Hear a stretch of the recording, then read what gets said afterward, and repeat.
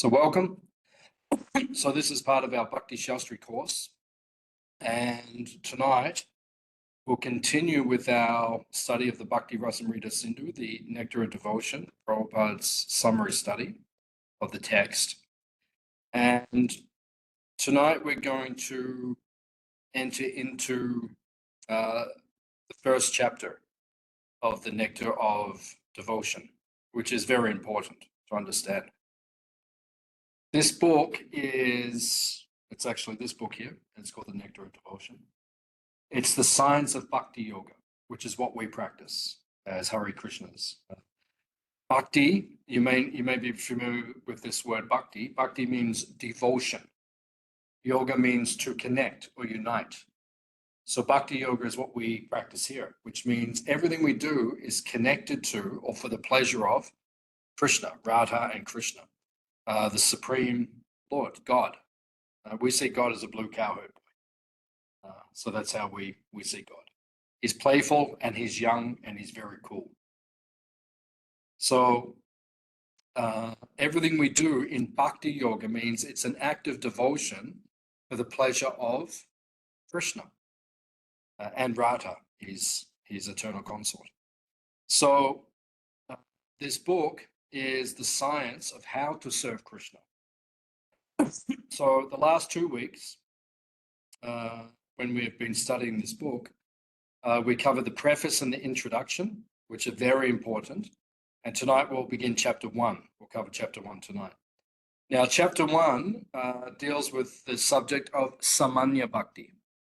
Samanya Bhakti means it's a general overview of what Bhakti Yoga is. So it gives you an understanding of what you receive when you practice what we practice, how Bhakti Yoga affects your life. So it's a general understanding.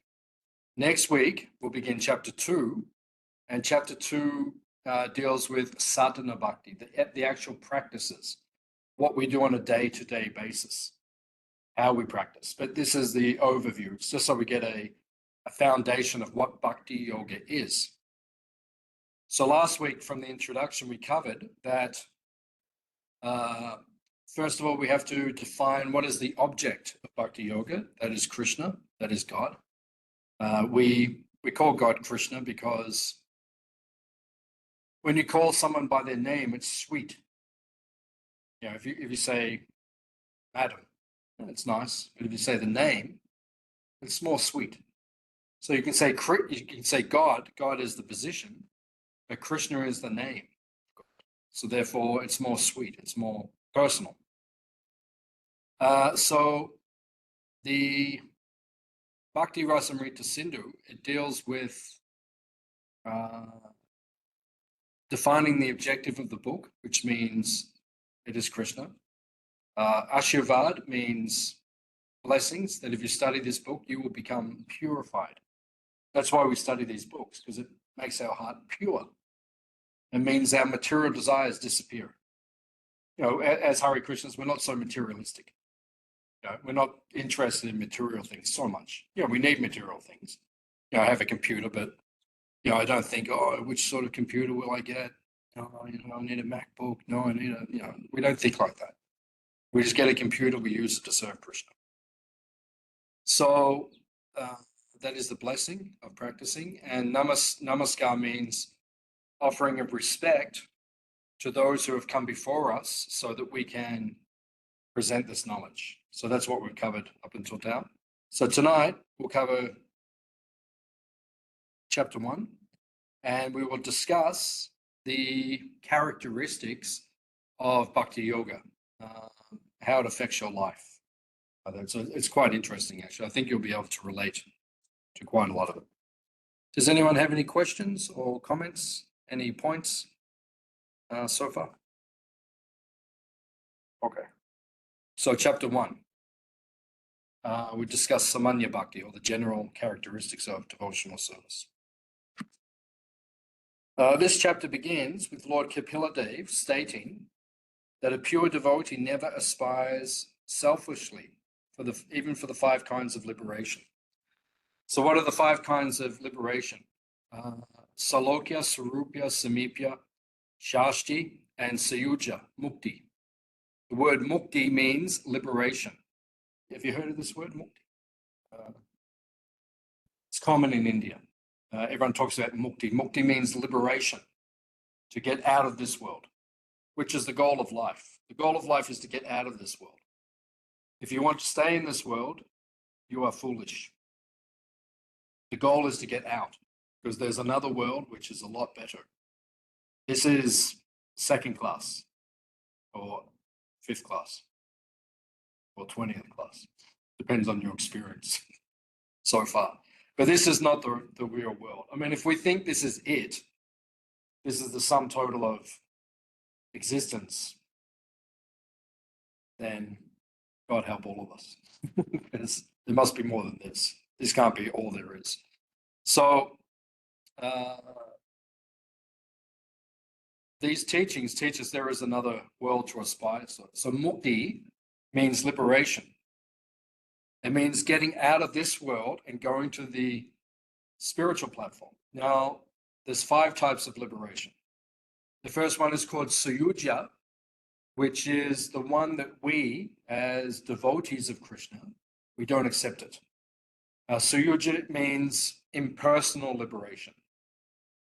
In philosophy, in yoga philosophy, in all Vedic philosophy or spiritual philosophy, there are only 2 schools of thought. God is a person, or God is energy and light. These are the 2 schools. So we're in the school that believes God is a person. That's him. He's up there in the picture. And the other school believes that everything is just energy or light. There's no person. When you become liberated, you go back to the spiritual platform and you merge into the light, into the energy, and you just exist. And it's very peaceful. It's nice. But for us, it's a bit boring. It's like, what are you going to do all day? It's like float. Like, how long can you do that for? You just float forever. It's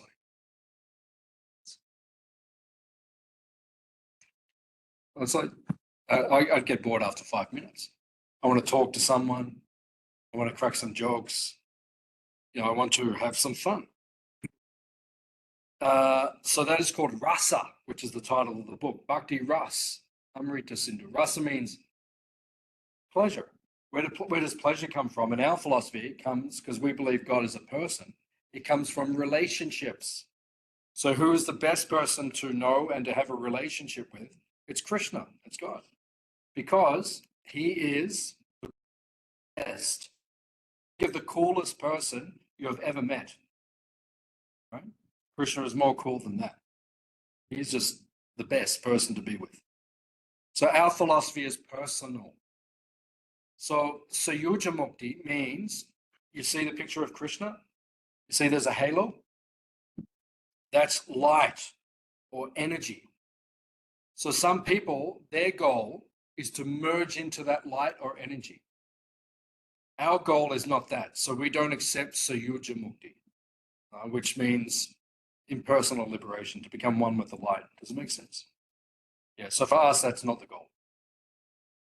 But the next 4 liberations we accept: Swarupya, Samipya, Shashti, and Salokya. Salokya means to live on the same planet as Krishna, to go and live where he lives. Where does he live? He lives in a place called Vrindavan, which is, you can see in all the pictures, it's beautiful. There's rivers and forest and animals and birds, and everyone has picnics and they dance, they play flutes. It's good fun. That's where he lives. So that is called Salokya. Salokya means we want to do that. We want to live where he lives. Sarupya means the form, to have a form like Krishna. So you see in the picture, there are other people. So we want to become one of those persons who enters into the pastime and has a form like Krishna that we can serve him with. So that's why he has so many friends. So that's the liberation we want. That is called Sarupya. Then there's Samipya. to have the opulence of Krishna. In other words, everything that he has, you also get to enjoy. Just like you're living here at Hare Krishna Valley at the moment. So you come to stay here. So you get to enjoy it all. You can do whatever you want. Go to the fridge whenever you want. Right? Heat up your pizza. Right? And then go out in the meditation garden and do some yoga. So you can do anything you want. Right? Well, you can't set fire to the buildings. No. Whatever you want to do, you can do. It's yours to enjoy. So whatever Krishna has, because this property belongs to Krishna, it belongs to God, whatever he has, you can also enjoy it. That's samipya. And then Shastri. Shastri means to get the association, to be with him. You can actually go and live with him and see him every day. It should be nice. You know, if you really love someone, you want to see them every day. You know, when you're not with them, you think about them all the time. What are they doing? I miss them. So you can be with Krishna every day. Imagine. You can hang out with him every day, and it's a festival every day. So this is the liberation that we accept as devotees. We accept these types of liberation. To have the same form, the same planet, the association, and the opulence that Krishna has.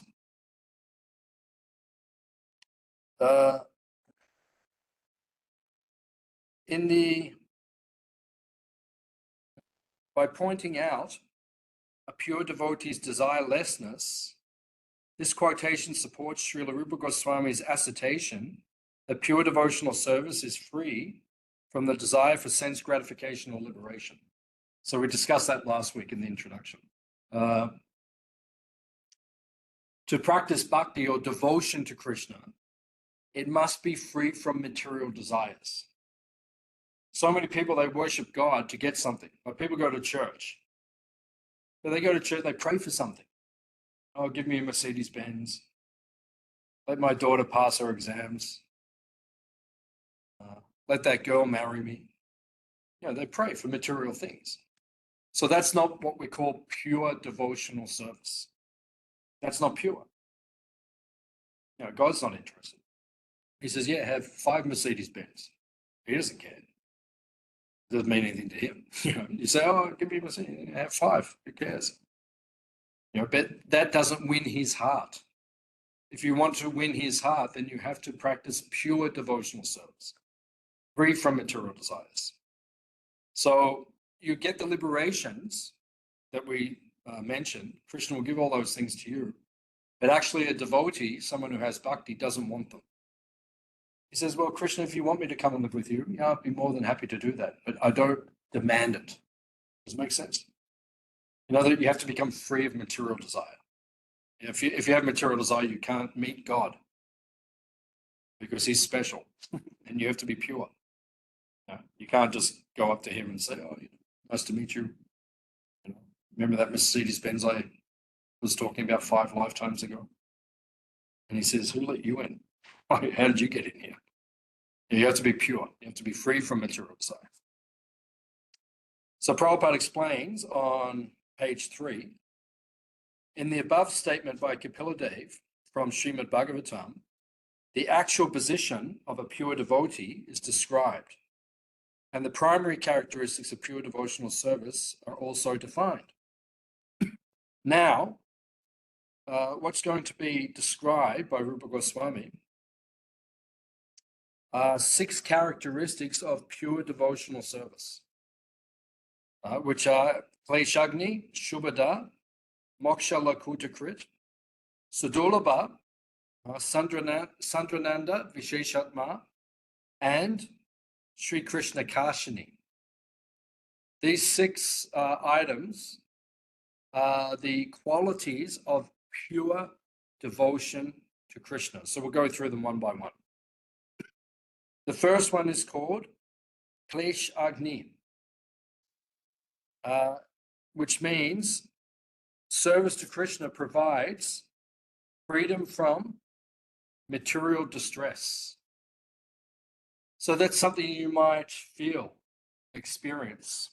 That's what I experienced when I first became a monk. When I was 19, I became a Hare Krishna devotee, a monk. That was one of the first things I experienced. Freedom from misery. It was like anxiety just burned up. You know, I'm still like that now. I don't feel, you know, everyone has anxiety in life, but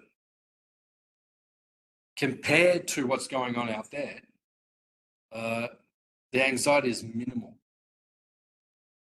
It burns up because you put everything in perspective in your life. Like my good friend Caleb, who's come to stay with us for a few days. He works in the music industry. In one word, are the people peaceful and free from anxiety? One word, no. And that's what everyone's looking for. I want to be a rock star, but he manages the rock stars. Right? They're not peaceful. Yeah, some of them are, but actually none of them are. He works with them. He says none of them are. People are not peaceful. But when you become a devotee of Krishna, you become peaceful. Your material desires, they disappear, and you become free from distress and anxiety. That's the first characteristic of practicing bhakti or bhakti yoga to Krishna. You just become free of anxiety to a great degree. I mean, you can't avoid it entirely because this world is full of anxiety, but it's not so significant anymore. You don't feel it. It doesn't dominate your life so much. So, when we analyze this particular item, it says that distress, so the first question we could ask is, so where does distress come from? Right? And Rupa Goswami, the great author of this book, he says it comes from three places. The first one is papa. Papa means sin. Sin means actions which are contrary or against the will of Krishna, the will of God. That's sin. Something you shouldn't do it, but people do it anyway.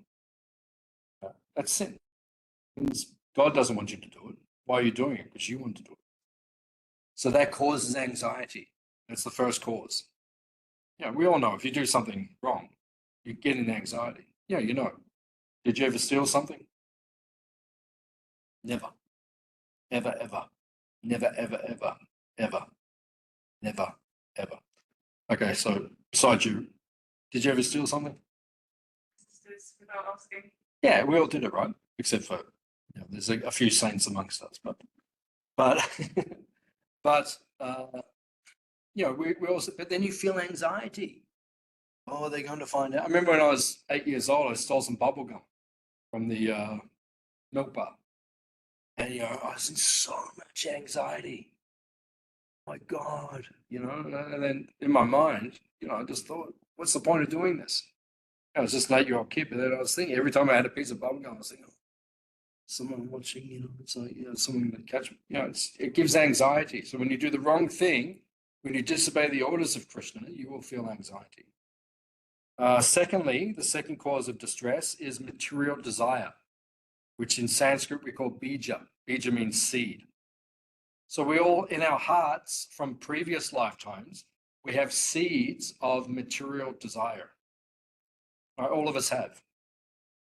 People didn't teach us. I mean, to a certain extent, people teach us, but it's already in there. We just want to do material things. You know, we want to drink, we want to smoke, we want to have sex, we want to do all these things. It's in us, it's innate. The seeds are already in there, they just need to germinate. Right? So this is what causes anxiety when you have material desires. So bhakti yoga, the practice that we follow, it gets rid of those material desires. And when you get rid of the material desires, then you're peaceful. Because then you don't have all of these material desires sitting within you. They don't bother you. You know, like we're discussing. You know, like I've been practicing this for about 35 years, you know. So if someone brought me all the drugs you can think of in the world and put them in front of me right now, alcohol and drugs and everything, it doesn't attract me even at all. Because by practicing this process, all those desires just go away. It just doesn't mean anything anymore. Because you have something so much more fulfilling in your life, service to Krishna. And then the third cause of distress is avidya, or ignorance. And Rupa Goswami says, actually, this is the cause of all of our suffering, ignorance. What is our main ignorance, which causes our distress? We think we are the body. As long as you think you are this material body, you will suffer. Because the first thing which is taught by Krishna in the Bhagavad Gita is you are not the body, you are the soul, the Atma. We are the soul. But the soul identifies with the body. As long as you identify with the body, you suffer. Does it make sense? It's ignorance. Ignorance of who we actually are. When you're ignorant of who you actually are, then you suffer. So Rupa Goswami teaches us the best way to overcome this suffering is by practicing devotional service. All your suffering, your ignorance destroys, your material desires go away, and your sinful propensities, they disappear. And then you become satisfied.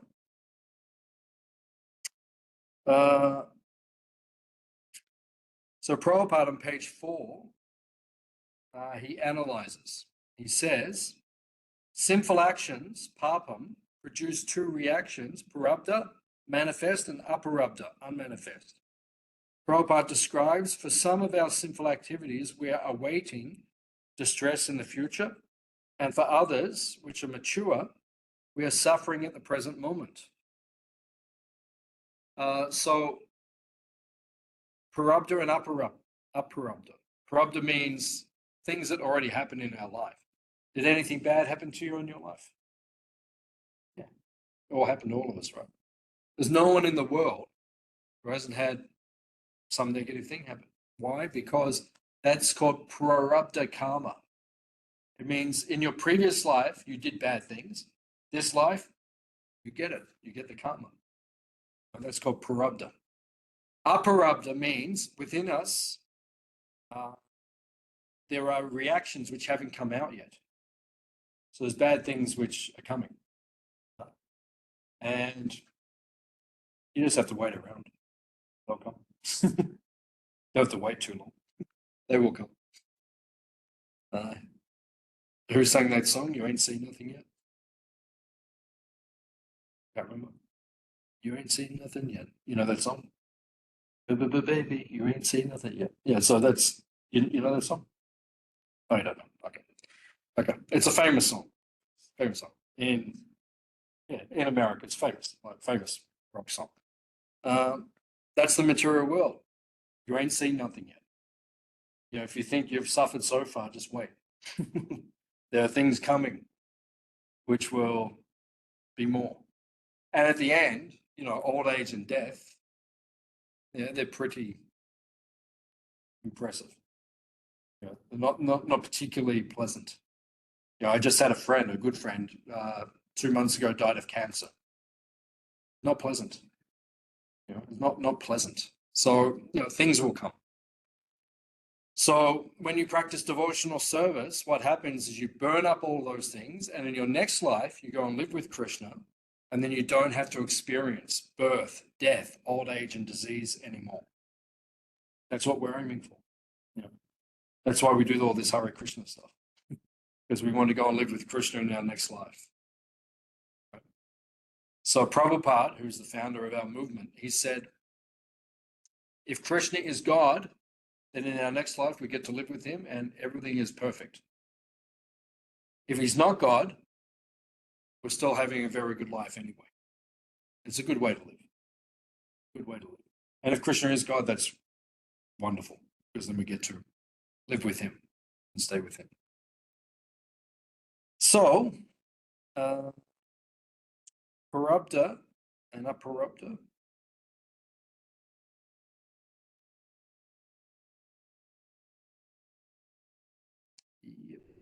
manifest. Yeah, on page 5, Prabhupada says, as the blazing fire can burn any amount of fuel to ashes, so devotional service to the Lord in Krishna consciousness can burn up all the fuel of sinful activities. So when you practice devotional service, your material desires burn up. So therefore, you don't feel the need to do more material things, which create more karma. So when you do devotion, then you get out of the cycle of karma. You don't keep doing material things which cause more karma. Right? You stop doing that. Like if you look at us, we don't eat animals, we don't drink, we don't do all those things. Why? Because we know it just causes more karma. So we stop doing it, and then our life becomes more peaceful. And then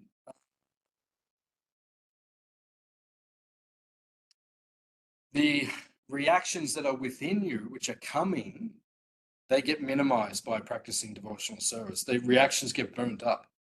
I can attest for this in my own life, because I've been doing this for a number of years, following these teachings. I feel light. In other words, I know that the karma that was coming in this life has been burnt up. So you just get like, Prabhupada calls it a token, or just a small amount of what you would have got. Does it make sense? Yeah. So you still get karma, but it's not as bad as it could have been. And I feel that, like I feel like there's a lightness, there's like a heaviness which is lifted when you begin to practice.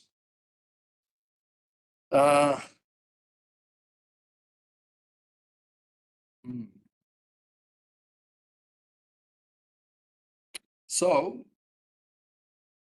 when you have these, when you have that corrupted karma within you because of your previous life, then it causes you or gives you the proclivity to do more material activities. Right? Sex life is a very powerful example. Sex life is the most powerful pleasure in this world. That's why you look at so many people, they are completely captivated by sex life. But the more you indulge in it, then the more you want it. That's the nature of sex life. So therefore, when you begin to control yourself and you dedicate yourself more to Krishna, and you're not engaged in those things, then the desire for it begins to reduce. And then you're not so controlled by it. It reduces within your consciousness. And then eventually, the desires, they begin to go away. So the point which is being made, if you indulge more in these material activities, you'll become more controlled by the material energy. But then if you abstain from these things and you get a superior pleasure by serving Krishna, then those desires go. Right? And then you just don't feel bothered by those things so much in due course of time. And then in turn, it doesn't create further desires. If you have a material desire and you act on it, it just increases it. And then you just continue your karma and you just go deeper into this world. And we see so many people, I've seen so many people, and they can't give things up and they just get deeper into this world, deeper, and then they suffer so much. So it's unnecessary. Okay.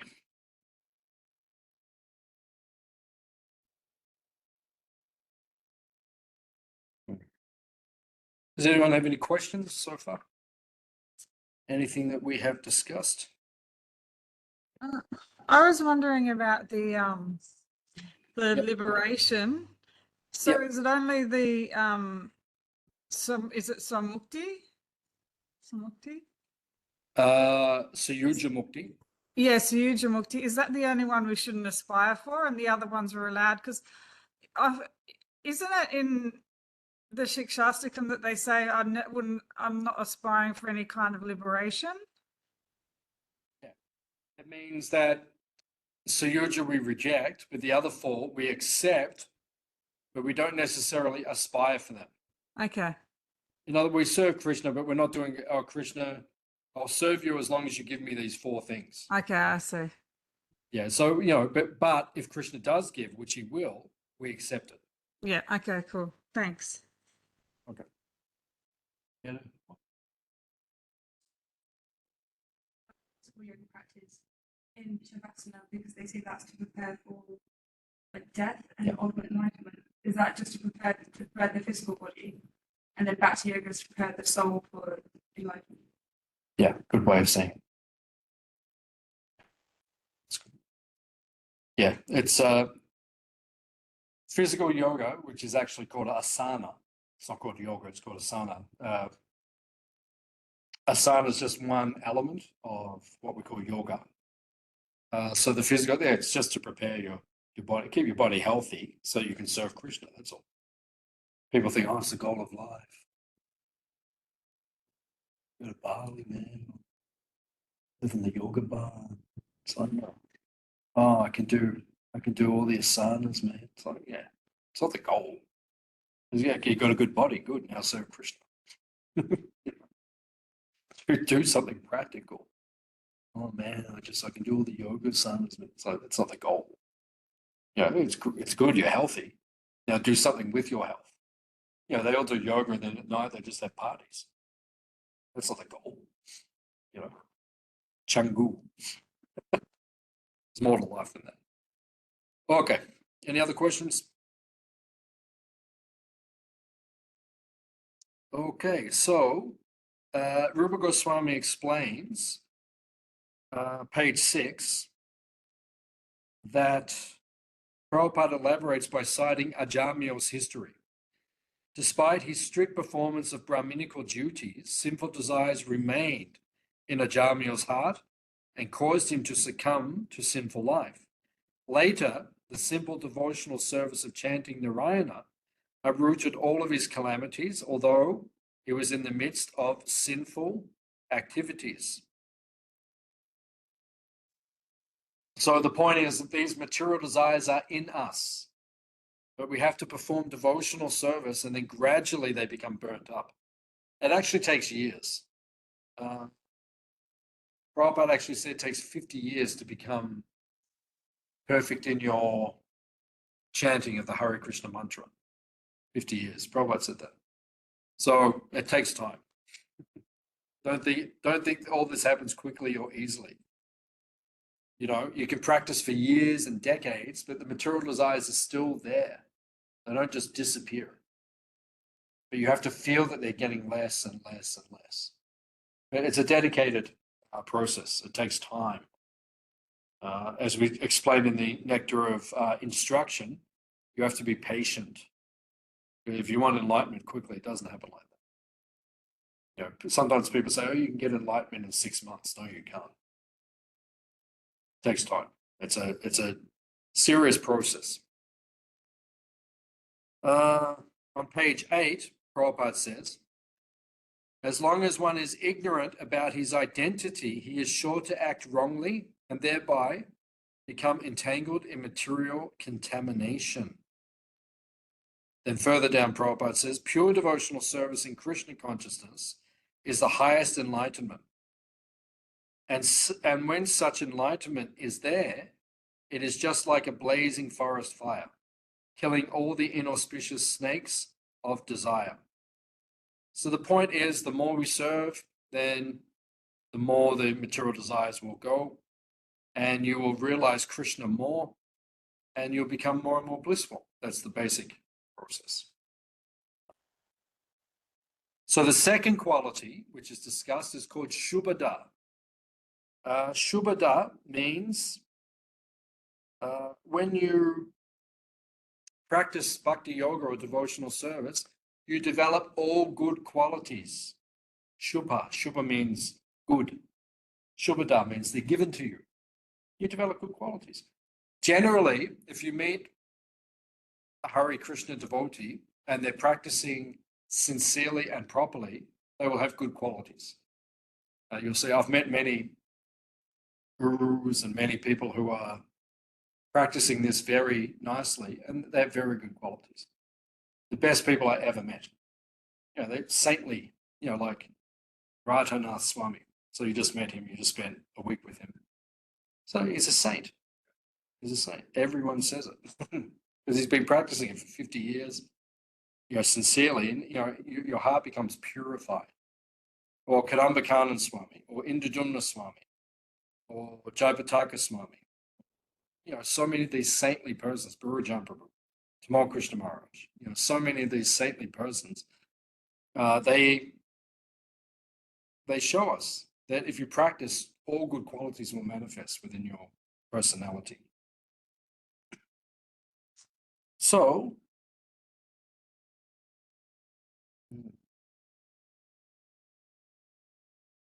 how do we know that someone has all of these good qualities?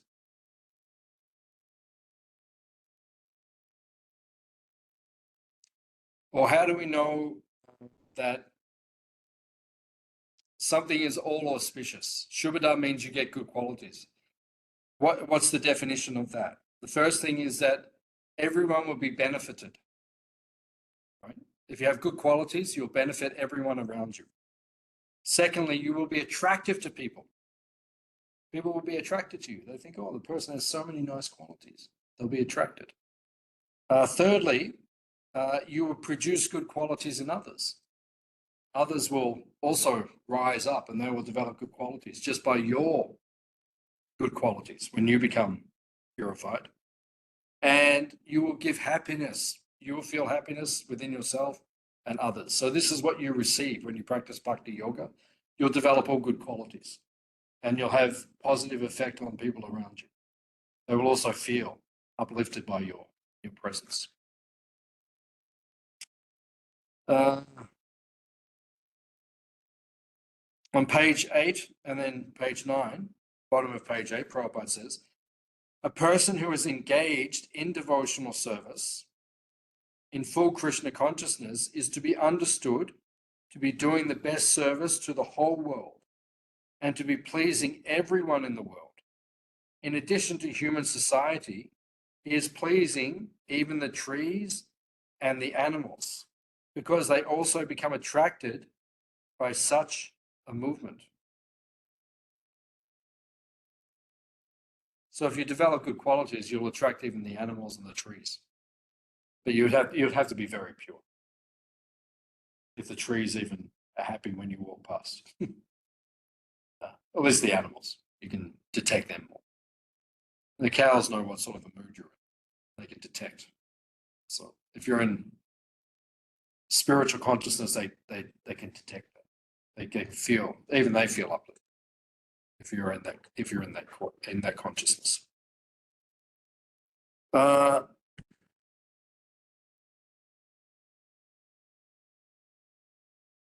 Prabhupada says on page 9, a Krishna conscious boy, even if he is not very well educated, can immediately give up all illicit sex life, gambling, meat eating, and intoxication, whereas those who are not in Krishna consciousness, although very highly educated, are often drunkards, meat eaters, sex mongers, and gamblers.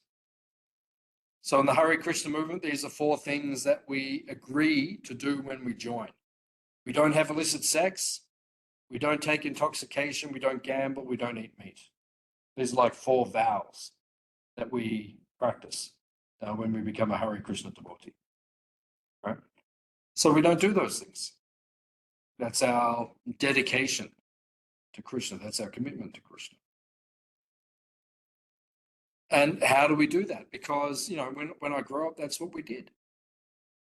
We had sex, we ate meat, we gambled, we drank things and smoked things and did everything. How do we give it all up? Because we dedicated our life to Krishna, to God. And then when you serve him through bhakti yoga, through devotion, you just lose the taste for those things. Those material things, they just evaporate. So that shows that this is actually a real spiritual process. Right? It must be real because we change. Right? If you don't actually see a change within yourself, the process is not real. If you're still doing, like all the yoga people, right? They all do all the spiritual stuff, and they all just go off and party and take drugs. So it's, how spiritual is it actually? How much did you actually change? You know, that's, you've got to see that. At least with the Hare Krishnas, you know, we're not duplicit. You know, we don't say one thing and then, you know, when everyone goes away, then we bring out all the, we have parties and we do all this. And we don't do all that stuff because we have a spiritual connection, something higher, a higher pleasure.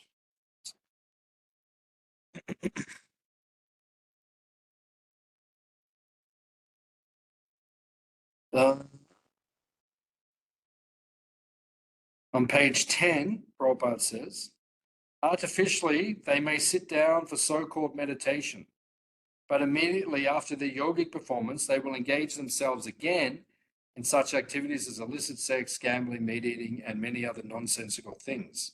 But a Krishna consciousness person automatically gives up all this nonsense and develops a higher character, which is what we just said. Prabhupada just reiterates it.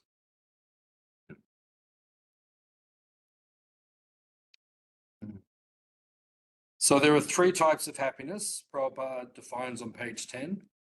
That which comes from sense gratification, that which comes from liberation, and that which comes from devotional service. So of the three, the pleasure from devotional service is the highest. And it gives you the greatest pleasure because it's the pleasure of the soul. You know, sense gratification, enjoying your senses in this world, that's not the soul, that's the body. Trying to liberate and become one with God, merge into the light, that's a selfish desire. But devotional service is free from selfish desires.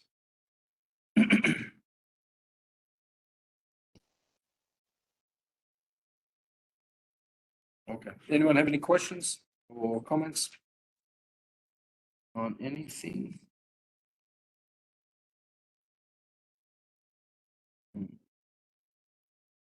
So, Prabhupada says,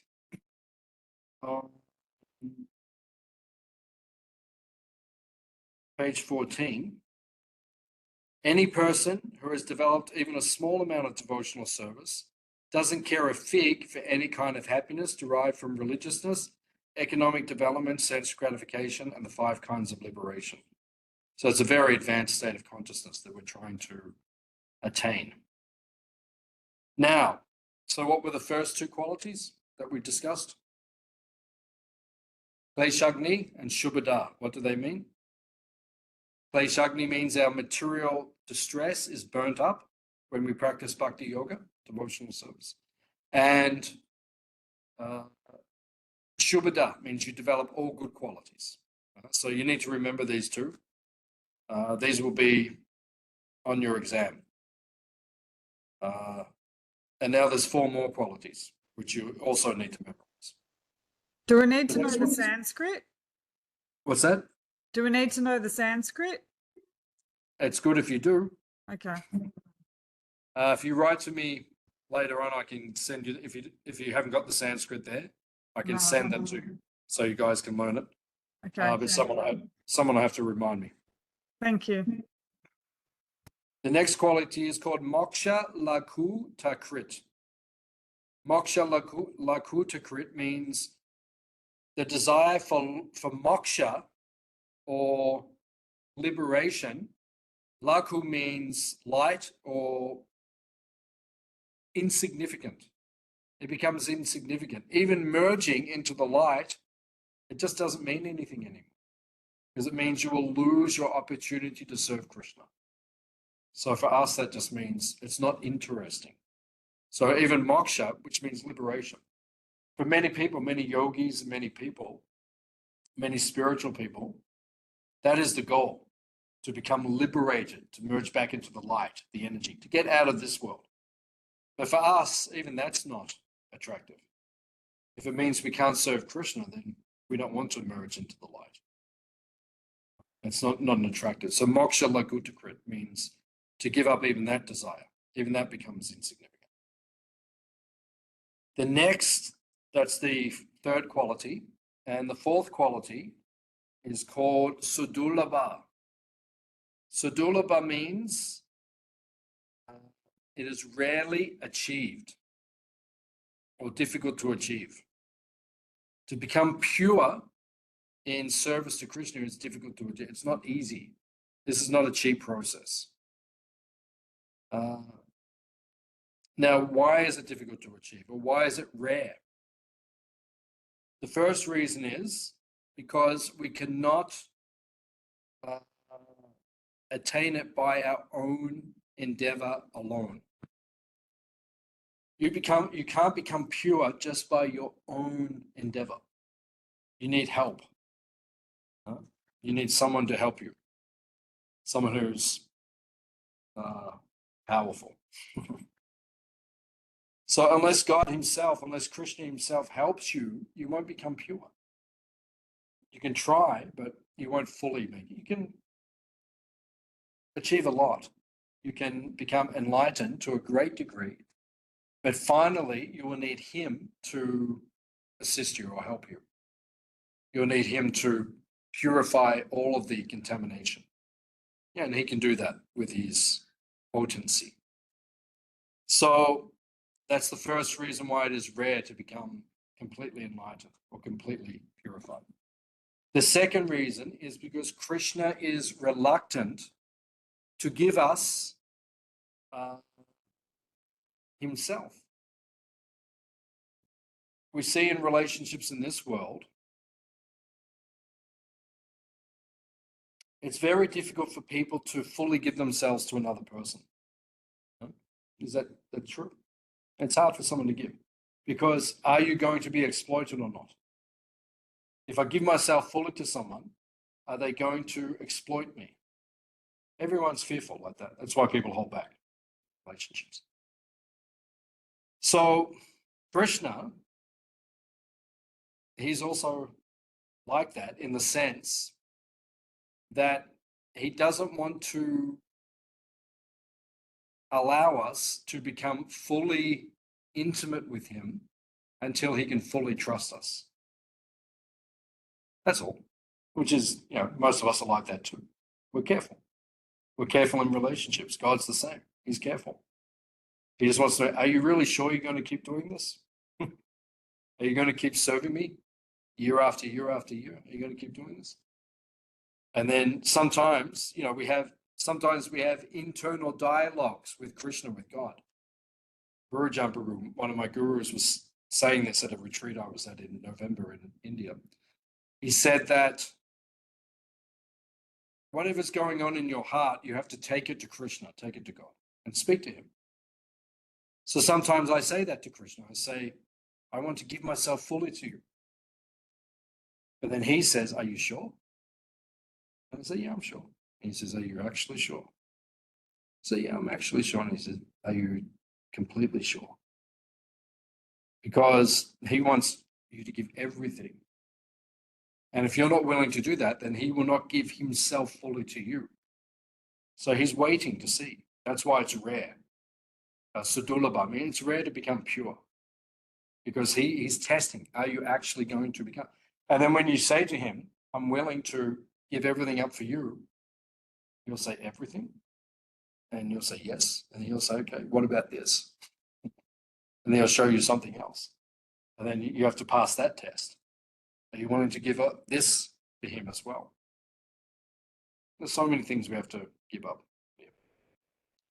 So it's rare that you will attain pure devotional service for these reasons. There's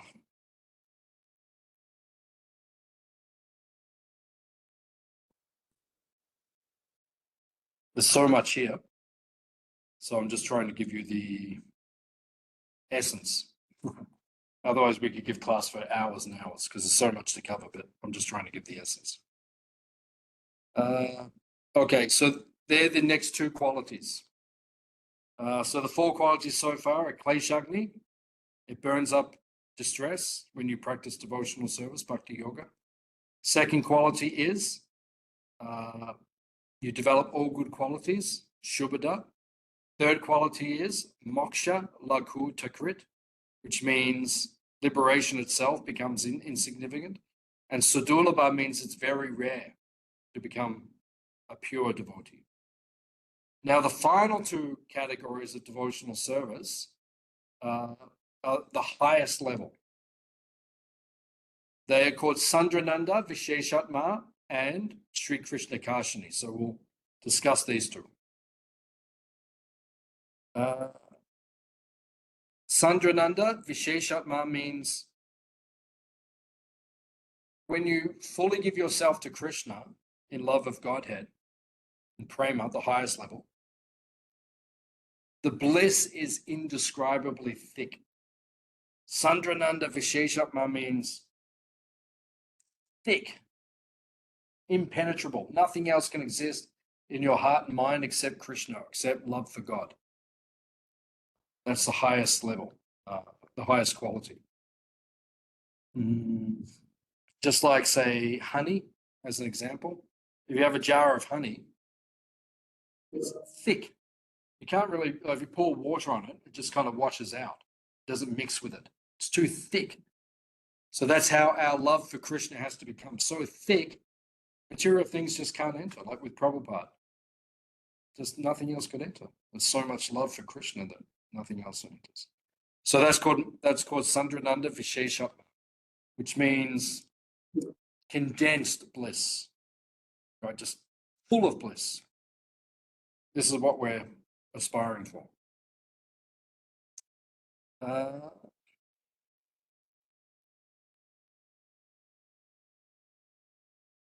Prabhupada says, Rupa Goswami says that if Brahmananda, the happiness of becoming one with the Supreme, is multiplied a trillionfold, it still cannot compare to an atomic fraction of the happiness derived from the ocean of devotional service. So nothing else compares. So they're the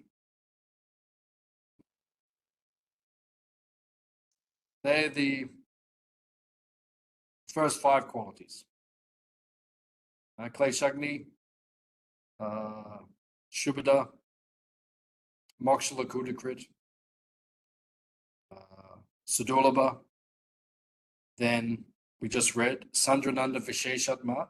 The final quality of Bhakti Yoga, or pure devotional service, which is attained on the highest level of commitment, is called Sri Krishna Kashani.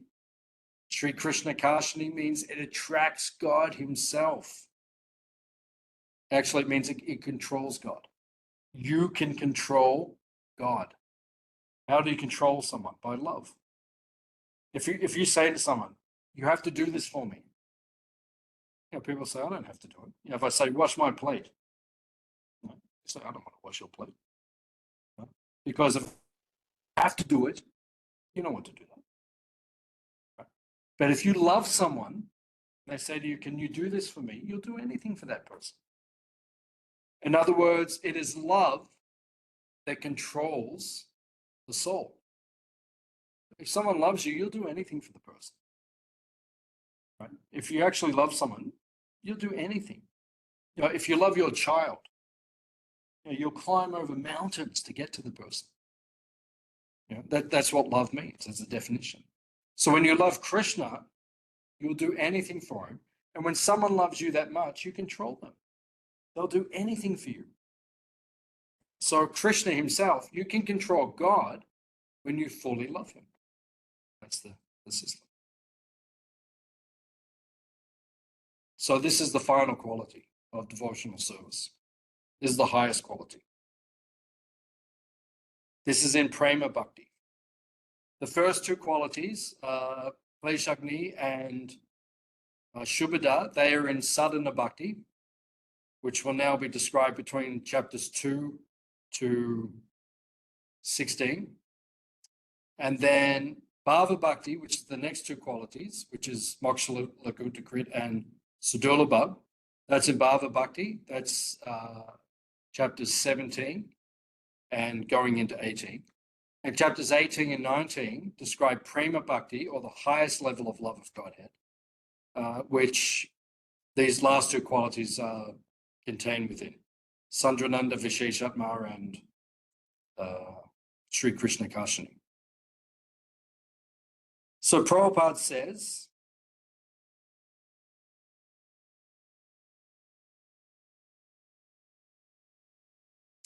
the essence of Hladini Shakti is love of Godhead prema. Therefore, one who has prema can attract and control Krishna. Hladini Shakti means bliss. What is the essence of love? It is bliss. When you feel love, when someone loves you, you feel happy, euphoric. You see people in this world, right? You know, when someone really loves you, just feel so happy. But it's not comparable to what goes on with Krishna. When you love Krishna, the happiness is, it's another entire different thing. It's just impenetrable bliss, the highest level. So that's what we're aiming for in our devotional service. That will control Krishna. Prabhupada says on page 16, no other process of self-realization has this potency, as confirmed by Lord Krishna's statement to Uddhava. On page 17, Prabhupada says, so that was the position of the Pandavas.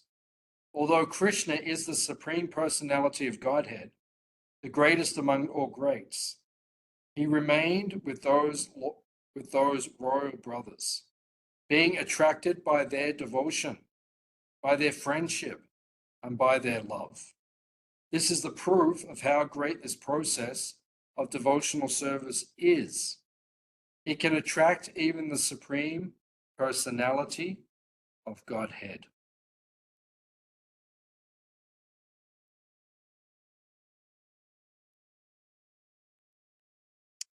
Okay. So we'll stop there for tonight. Next week, we will begin chapter 2 of Nectar Devotion, which describes sadhana bhakti, which will go from chapter 2 to chapter 16. Does anyone have any final questions or comments on anything that we have discussed?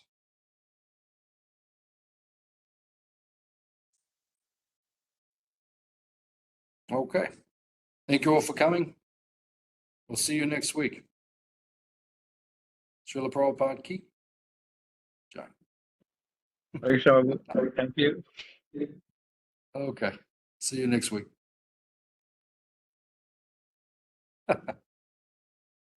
What do they call it? What do you call those things that you put up in the corner of the screen? Uh-huh. Are they emojis or what are they called? Emojis. Emojis. Yeah, they're funny.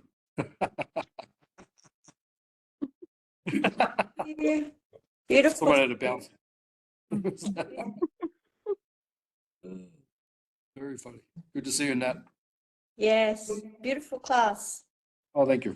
That's good. The rabbit's bouncing. Someone put up a turtle. Oh, okay. See you next Okay. week. Enough turtles. I will. Rabbits. Have a good sleep. Yeah. See you soon.